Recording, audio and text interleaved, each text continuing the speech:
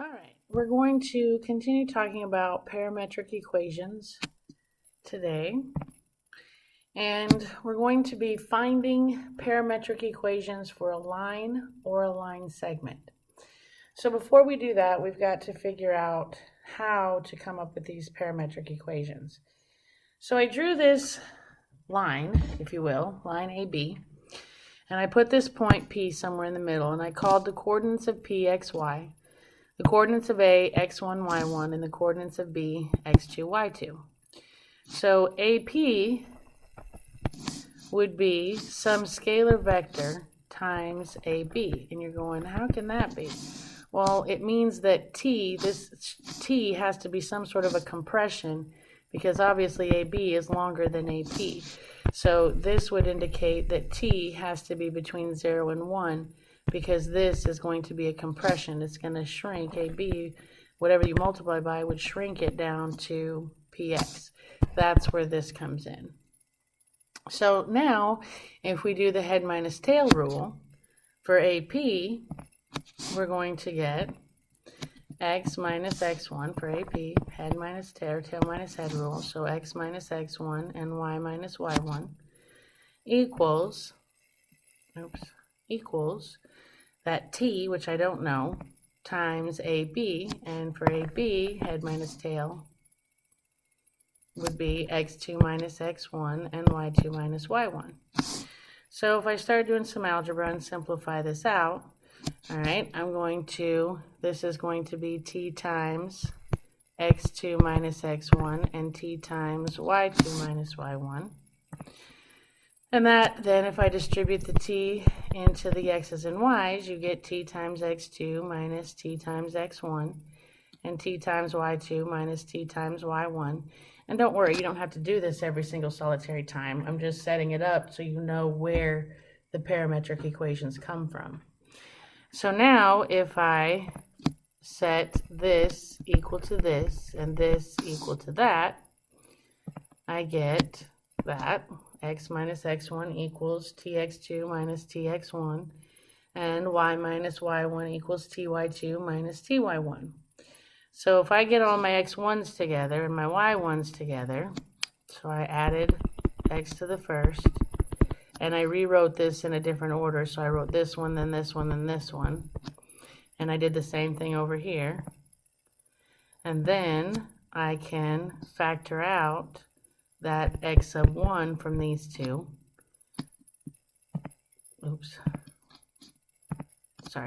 So I can factor out that x sub 1 here, and if you divide by x sub 1, you get 1 minus t plus t times x2, and here, if you factor out y1, you get 1 minus t plus ty2. So, the parametric equations for a line, and if it's a line, all that means is that your t can be between negative infinity and infinity, or a line segment, which means that t has to be between negative 1 and 1. Okay? You get those two.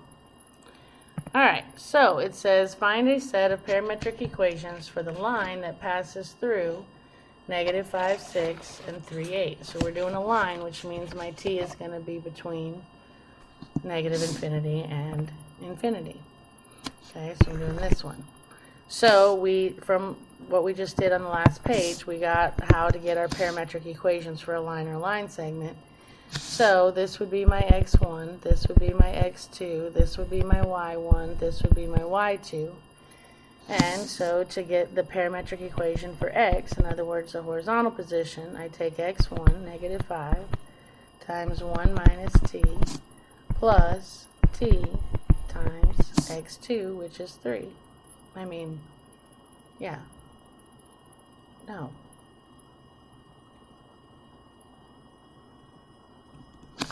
a schmo. I'm sorry. x1, y1, x2, y2. I don't know what the heck I was thinking there. Anyway, there we go. So if I clean this up, I get negative 5 plus 5t plus 3t, which gives me a parametric equation for x as negative 5 plus 8t. And to get my y equation, that's going to be y1, which is 6, times 1 minus t, plus t times y2, which is 8. Simplify that, I get 6 minus 6t plus 8t, which gives me 6 plus 2t. And that is for t between negative infinity and infinity, because we were doing a line. Okay? Alright. And what if we did a line segment? Well, if we do a line segment, the only thing different is that you're going to be restricting your t between negative 1 and 1. Actually, it's between 0 and 1. I don't know where I got the negative 1 from. Anyway, so to get, here's my x1, y1, x2, y2. So x is going to be x1, which is 5, times 1 minus t, plus t times negative 2. That gives me 5 minus 5t, plus a negative 2t, or just minus 2t, which gives me x equals 5 minus 7t. And over here, I get y equals y1, which is 2, times 1 minus t, plus t times y2 is negative 4. So that gives me 2 minus 2t minus 4t, which gives me a y equation of 2 minus 6t. And that would be for my t between 0 and 1. Alright. You try this one, hit pause, come back when you're ready. And hopefully you got 2. Alright, there's my x1, y1, x2, y2. So x equals 1 times 1 minus t plus t times 5. That gives me 1 minus t plus 5t, which gives me 1 plus 4t, which you can see they wrote it properly, 4t plus 1. To get my y, that's going to be y1, which is 2. 1 minus t plus t times y2 is negative 2. That gives me y equals 2 minus 2t minus 2t. So y equals 2 minus 4t, and if you write it properly, that's negative 4t plus 2. Okay? Alright, so we've done finding the parameters for a line or a line segment. What about finding parametric equations for a circle? Well, we're going to have to do a little bit of review on our equations for a circle if you don't remember from your geometry days. If you have an equation for a circle, it looks like this: x squared plus y squared equals r squared. If that's when your center is at 0. If your center is somewhere besides 0, you have this equation: x minus h squared plus y minus k squared equals r squared. If you don't have any of the parentheses, then your center is at 0, 0, and your radius will be the square root of whatever that is. If you're over here, then your center is at h comma k, and again your radius is the square root of whatever that is. So a circle with center at the origin and radius r can be parametrized by the following equations: x equals r cosine t and y equals r sine t. We saw that those parameters, if r is 1, was the unit circle. So all you have to do to get a bigger circle is change that to whatever your radius is, and it will create a circle at center 0, 0, with that number being the square root of whatever that is. Okay, but what if you have a circle with center at hk? Well, that's going to be moved. And remember, it's going to be moved h units right if it's positive, or left if it's negative, and k will move up if it's positive, or down if it's negative. Therefore, we have to add h to the x values and add k to the y values. So that becomes x equals r cosine t plus your h and your y1 becomes r sine t plus your k. So therefore, the correct parameterization of a circle with center at hk and radius r can be parameterized by these equations. So you got to memorize these two if you have a center at 0, and these two if you have a center at hk. So this next one says, find the parameterization for the curve x squared plus y squared equals 16.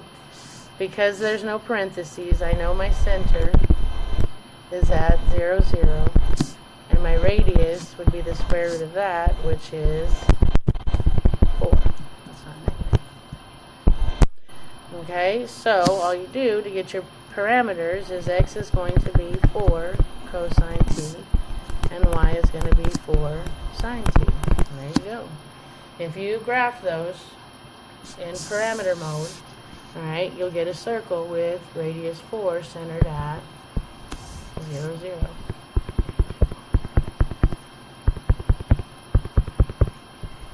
With a radius of 4, so that would be your circle. Cool beans? Alright. So now let's do one where the center is not at 0. So if this is my equation, I have a center at 3, negative 2, and my radius would be the square root of 16, which would be 4. So what we do is, my h is 3, my k is negative 2, so my parameters are x equals 4 cosine t plus 3, and y equals 4 sine t plus k. Minus 2. Okay. Alright, and if you look, okay, my center would be at 3, 1, 2, 3, negative 2. There's my center.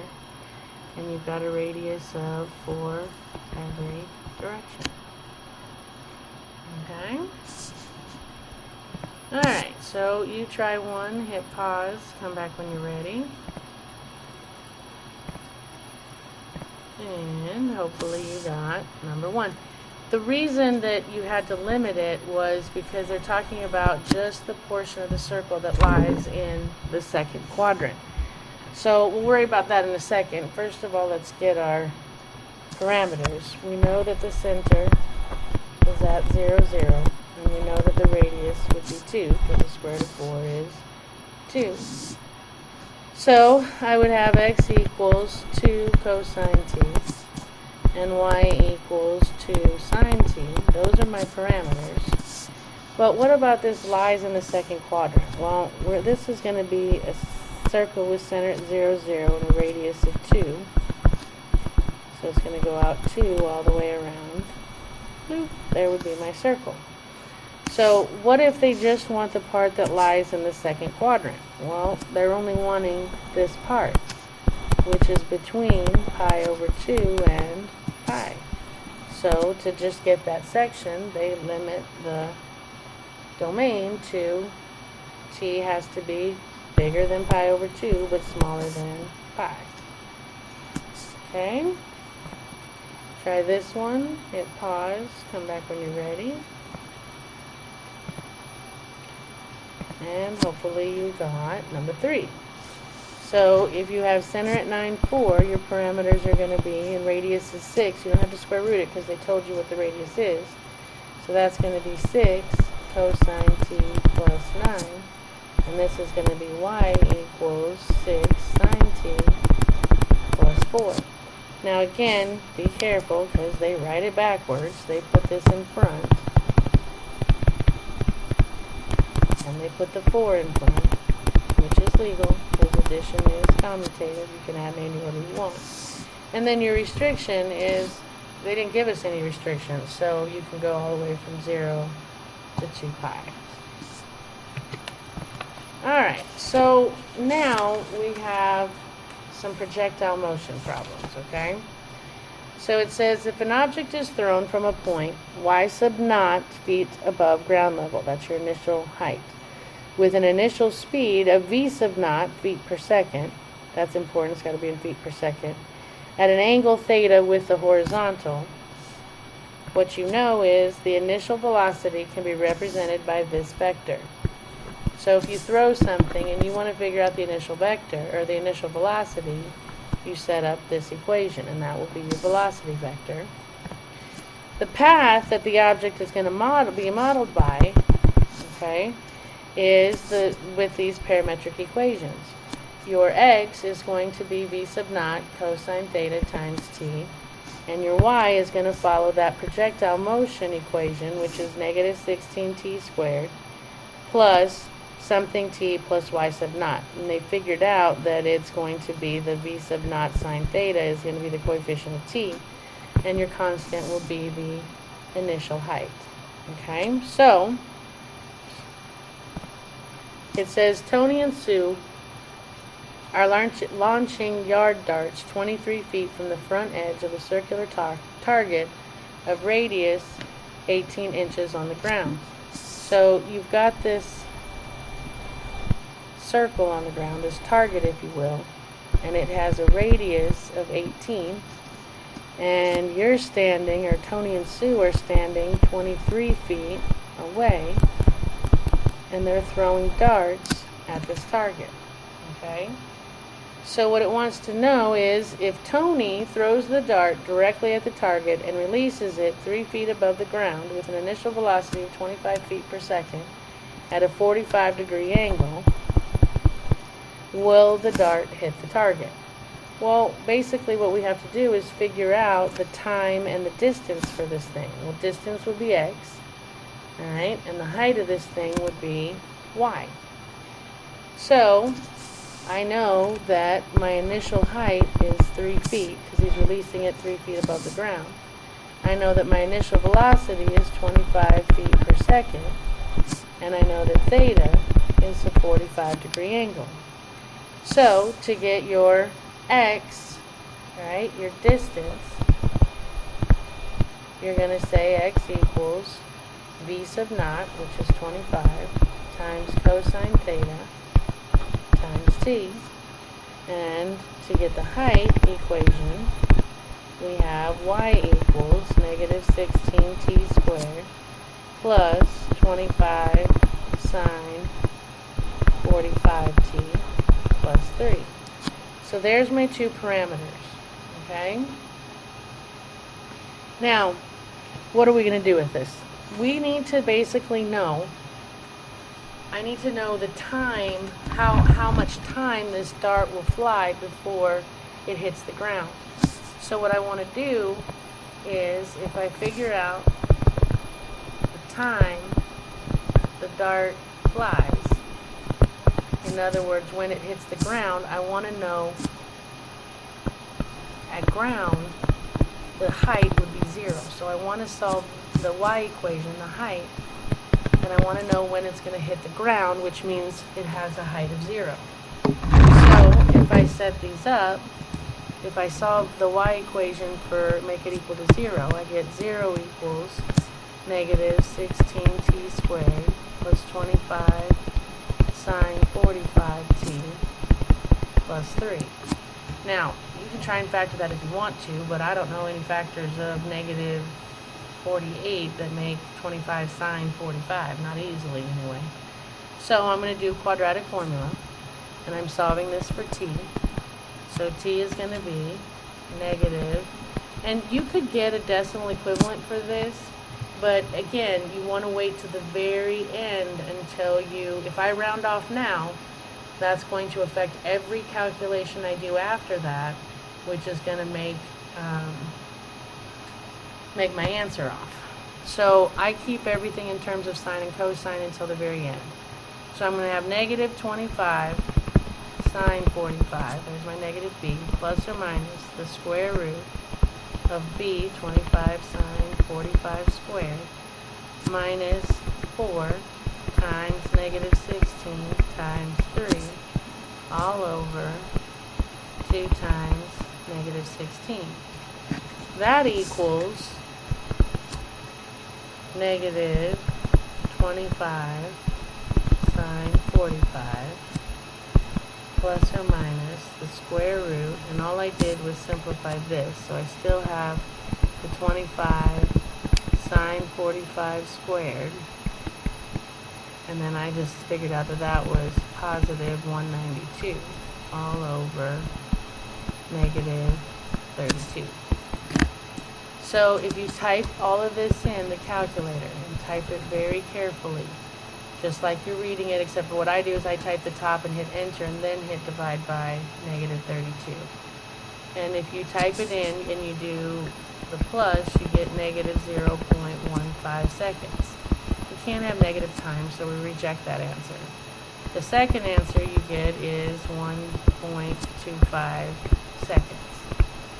So what that tells me is that when Tony throws the dart, that it's going to take 1.25 seconds before it hits the ground, hopefully on the target. All I got to do now, it's going to hit the ground after 1.25 seconds. If I could figure out the distance at 1.25 seconds, I'll know if it made it, I'll know if it made it to the dart or not. So what I have to do is find the distance that the dart will go at time equal 1.25 seconds. So I'm going to use my distance equation, which is my x equation, and I'm going to change time to 1.25. That will tell me how far it went. So if I take that equation, I get 25 cosine 45 times 1.25 seconds. If you type that in, you get 22.1 feet. Well, will that hit the target? Well, if he throws his dart and here to here is 23 feet and his dart only goes 22.1 feet, is it going to hit the target? No. You'd have to have at least a distance of over 23 feet before he would hit the target. Okay? Alright, it says Ron is on a Ferris wheel of radius 25 feet that turns counterclockwise at a rate of 1 revolution every 15 seconds. The lowest point on the Ferris wheel, which is 6 o'clock, is 20 feet above ground level at the point 020 on a rectangular coordinate system. Find parametric equations of Ron as a function of time if the Ferris wheel starts at t equals 0 with Ron at the point 25:45. Alright, so let me get a little picture here. We've got this Ferris wheel that at 6 o'clock it's 20 feet off the ground. So you got 20 feet there, and then you got this Ferris wheel going around. Okay? Well, it says, here's my center, and it says that Ron is at 25:45. Alright? So what that would mean is, if he's at 25 over and 45 up, well, from here to here is 20, and the center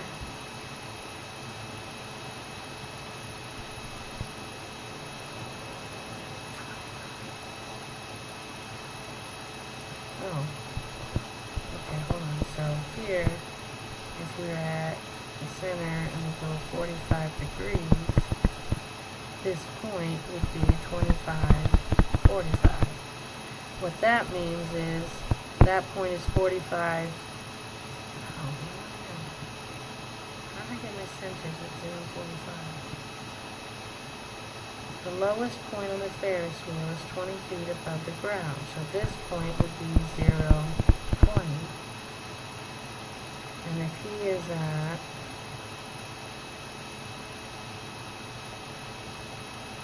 so 20, and if he's at 45, that would be 25. Oh yeah, because your radius is 25.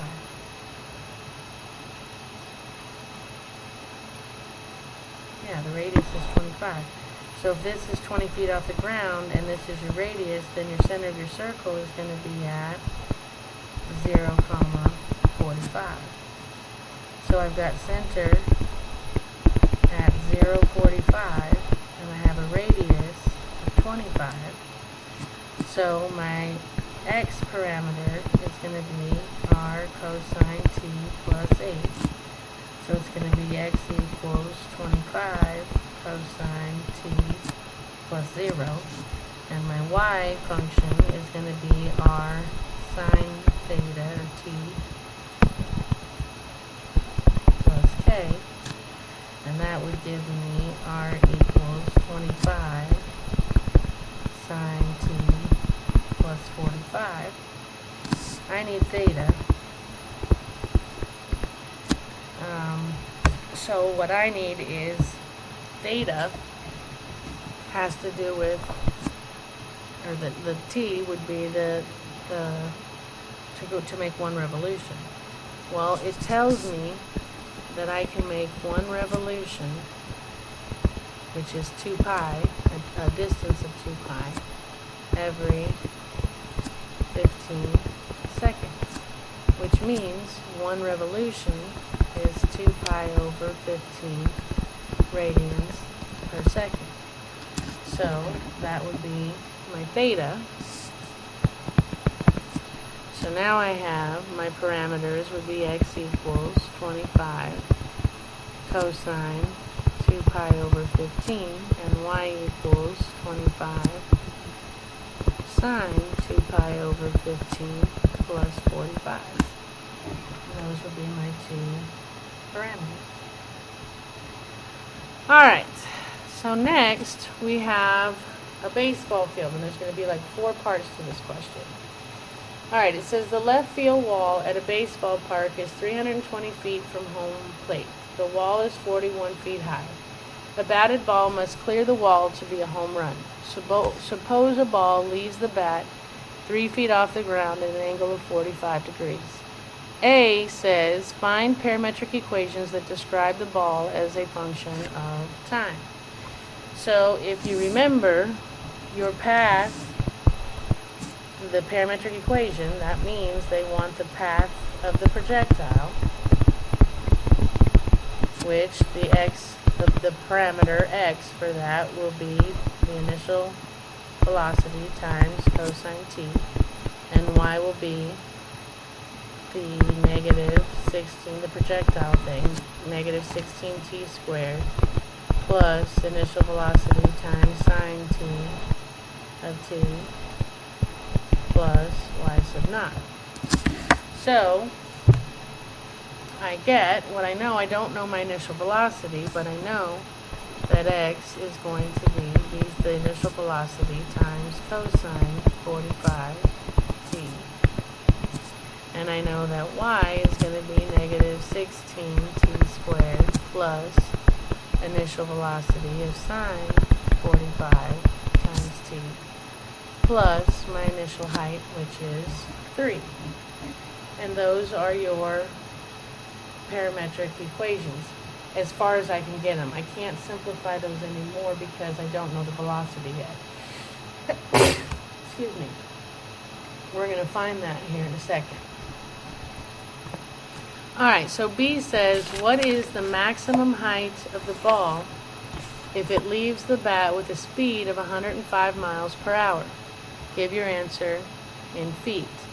Well, the problem is they're giving me a speed of 105 miles per hour, and I don't want miles per hour. I need it feet per second. Remember my formula? So if I have 105 miles per hour, and I need to convert that to feet per second, I need to get rid of miles, so I put that on the bottom, and I go to feet. That's 5,280 feet in 1 mile. That's going to give me feet per hour. I don't want hours, I want seconds. So if I go from hours to minutes, there's 60 minutes in 1 hour. That would give me feet per minute, but I want feet per second, so I've got to get rid of minutes and go to seconds. There are 60 seconds in 1 minute.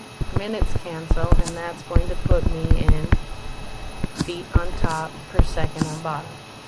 So you multiply those and divide by those, and you end up with 154 feet per second. Okay, so my initial velocity is 154 feet per second. So now, if we're trying to find the maximum height. So height is my y equation, which is negative 16t squared, plus the initial velocity, which I now know is 154 feet per second, times sine 45t plus 3. Well, if I solve that, that's going to give me, it's zeros. That's going to give me when the ball is at 0. I don't want to know when the ball is at 0. I want to know its maximum height. That's a vertex. Anytime you're looking for a maximum or minimum on a quadratic, you're talking about the vertex. Your vertex, h equals negative b over 2a, and k is caca, c minus ah squared. So if I set this up, I would have h equals a negative 154 sine 45 over 2 times negative 16. If you type that in very carefully, you get 3.402951384. So we'll say that the h coordinate is about 3.4. Alright, and then to get k, I take my c minus my h times my a minus my h, and I'm going to use a few more decimals so that I get a more accurate answer. And that gives me k equals 188.286544. So we'll call that approximately 188.29. Alright, and that tells me I will have a maximum height of 188.29 feet at 3.40 seconds. Okay? So, the next question is going to be, how far is the ball from home plate at its maximum height? Well, we said that the maximum height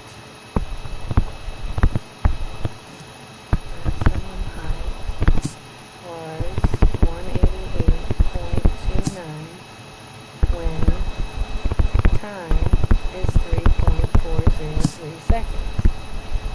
So what I want to know now is, at that maximum height, what is the distance? For distance, we solve the x parameter, which was that, which now we know x equals, the initial velocity was 154, my angle was 45, and now I am saying, if this is the height at that time, what is the distance at that time? So they're telling me to change time to 3.403, and if you type that in, you get 370.567794, which is approximately 371 feet. Feet. Okay? So, 3 seconds, it's going to be at its maximum height of 371 feet. Alright, so now it wants to know, if the ball is hit straight down left field wall, will it clear the wall? If it does, by how many feet does it clear the wall? So what I want to know is, how long does it take for ball to reach the wall? And then, if I figure out how long it takes there, I can calculate the distance at that time and see if it is higher than 41 feet. So, I'm wanting time, or I'm sorry, I want to go a distance of, that wall is 320 feet. So I know what, again, when you do your export, your x parameter, 154 cosine 45t. Alright, what I want to know is, when will this be equal to 320 feet, a distance of the wall, which is 320 feet away. So, if I solve this for t, if you type in 154, well, I'm going to divide by 154 cosine 45, divide by 154 cosine 45, and I get t equals 2.94, let's say, seconds. So it's going to take 2.94 seconds for ball to reach the wall. That kind of run. So now all I have to do is figure out, at that time, is the ball higher than 41 feet? If it is, it clears the wall. If it's not, then it doesn't. So I need to figure out how, or let's see, the height of ball at 2.94 seconds. So to get my height, I use my y equation, which was negative 16t squared plus 154 sine 45t plus 3. If I change my t's to 2.94s, I get negative 16, 2.94 squared plus 154 sine 45 times 2.94 plus 3.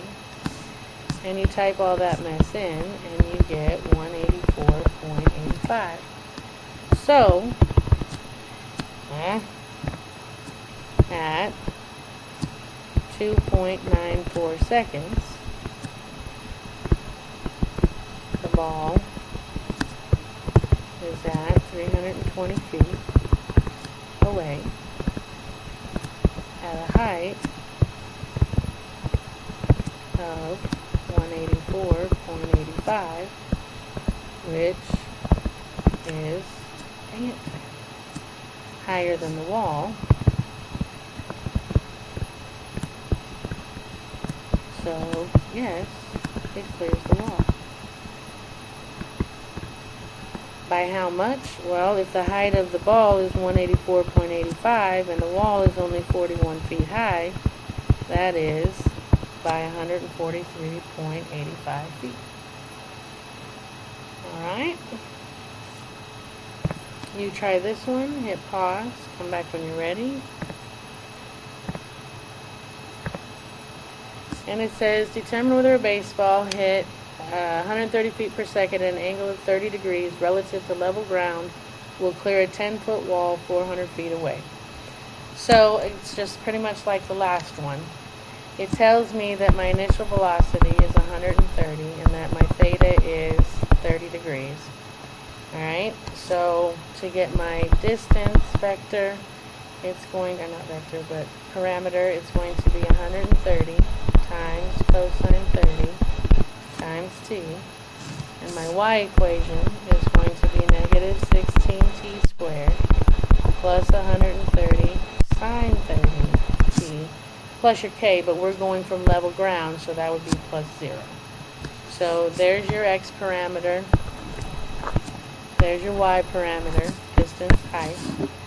Alright, so what I need to do is figure out what is going to, how much time it's going to take to get to the wall. So I need distance, and I want to know when will the distance equal 400 feet. The wall is 400 feet away. So I want to know when is 130 times cosine 30t going to equal 400. So if I divide by 130 cosine 30, divide by 130 cosine 30, I get time equals 3.55 seconds if I round, approximately. So now I need to know what height the ball will be at 3.55 seconds. And I want to know if that's bigger than 10 feet, then I cleared the wall. If not, then I don't. So I take my height equation and I say y equals negative 16 times squared plus 130 times sine 30 times time. And if you type that in, you get 29.11 feet. Dang it. So at 3.55 seconds, which is when it'll hit the wall, the 400-foot wall away, the height of the ball is 29.11, which is higher than 10. So yes, it will clear the fence by about 9.11 feet. 19.11 feet. Alright, so this one, try this one, hit pause, come back when you're ready.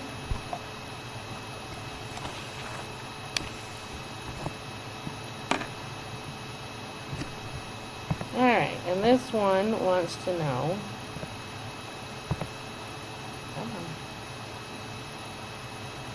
my pen's stuck. It says, determine which will travel farther. Baseball X hit 95 feet per second at an angle of 35 degrees relative to level ground, or baseball Y hit 126 feet per second at an angle of 30 degrees. So, still waiting on it. See. So, if I do baseball X, I have an initial velocity of 95 and an angle with the horizontal of 35 degrees. My distance, they're not interested in height, they're interested in distance. So my distance equation for this will be x equals v sub naught cosine theta t, which is going to give me 95 cosine 35t, which gives me x equals 77.82t.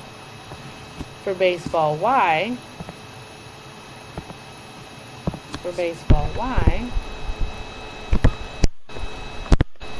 it has initial velocity of 126 feet per second and an angle with the horizontal of 30 degrees. So again, to get distance, I use my x parameter, v sub naught cosine theta t. So x equals 126 cosine 30 times t, which gives me 109.12 t. So this one is going to go farther per second than this one is. So baseball Y is going to travel farther. Yeah? And we're stuck again.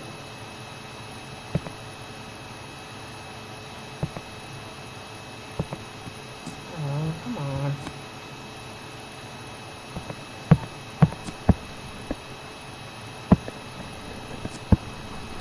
I'm trying. I don't know why this is stuck.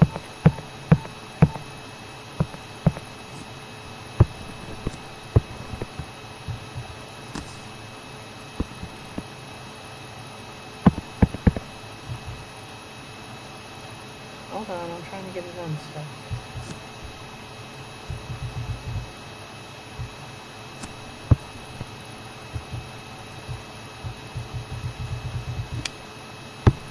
Oh, come on. Alright, so we're done. I just can't get my thing to go. Oh, there we go. Okay, so how do you use parametric equations to... Oh, wait, we answered some of those. How do you write the parametric equations for a line? Well, let me get a pen here. Oh, come on, what's wrong with this thing? Alright, to get an equation for a line, you use your parameters. X equals x1, 1 minus t plus tx2, and y equals y1, 1 minus t plus ty2.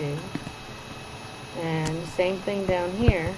The only difference is for a line, your t is between negative infinity and infinity, and for a line segment, t is between 0 and 1. Alright, so we are done. We're at homework, so happy homeworking, and I will see you next time.